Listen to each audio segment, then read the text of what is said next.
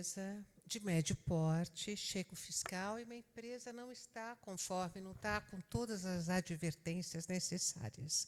Eu vou receber uma notificação ou já vou receber uma multa logo de cara? Porque deve ser a pergunta de muita gente. Isso é ótimo.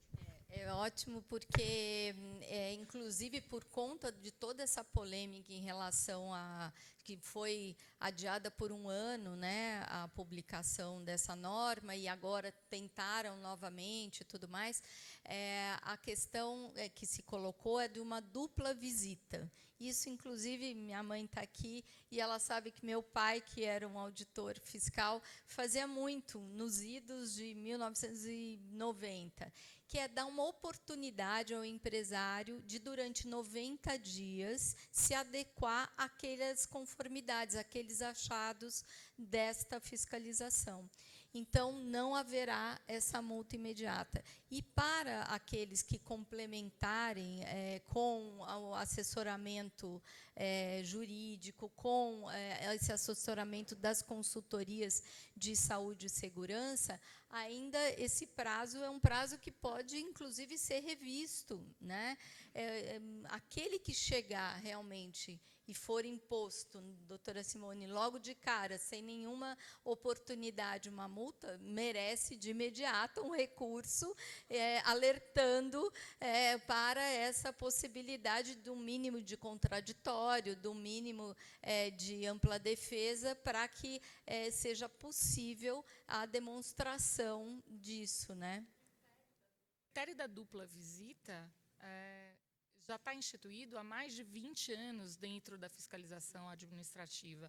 Nenhum auto de infração é validado sem o critério da dupla visita.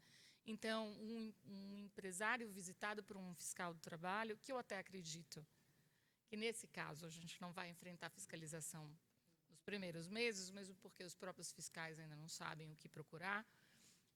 Estão, sim, tem alguns muito atualizados, mas a maior parte deles ainda não está sabendo o que vai procurar.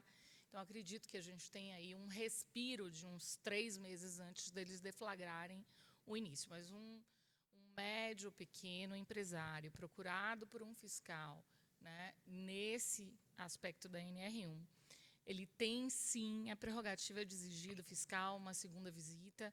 E o critério da dupla visita é, inclusive, um critério de validação do próprio auto. Então, uma vez autuado, sem a dupla visita, a gente pode pleitear pela nulidade. O que a NR1 pede é isso: identifique os perigos, avalie detalhadamente os riscos, trace as medidas de atuação, principalmente as preventivas, e aí sim crie o seu PGR e passe a monitorar essas ações. Nós temos proximidade com esses auditores do Ministério do Trabalho e Emprego, inclusive 2 deles acompanharam essa atualização, foi tese de mestrado de um deles e o Ricardo acompanhou. Eu sei que a categoria não tem uma boa fama, né? A gente lá em casa brincava muito com isso, que não adianta você parecer honesto, você tem que ser, né? Tem que demonstrar.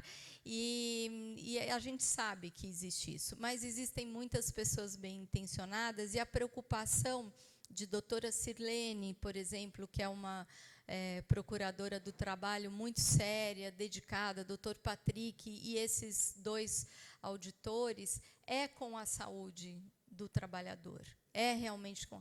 E saúde essa que impacta na vida também da empresa, porque gera prejuízo, porque gera absenteísmo, porque gera esse presenteísmo que já foi falado aqui, que é a presença diante de uma ausência, gera turnover, enfim, são resultados que o DRE, né, que o DRE não aponta. Ele vai apurar o lucro, vai apurar o prejuízo, mas ele não vai enxergar a causa. E é por isso, então, que a gente tem falado muito disso e tem chamado e tem gostado dessa oportunidade de estar chamando aqui. Então, o que se espera dessa fiscalização é que haja se traga a realidade do trabalho, que haja organização e metodologia em relação a essa vivência dos empregados.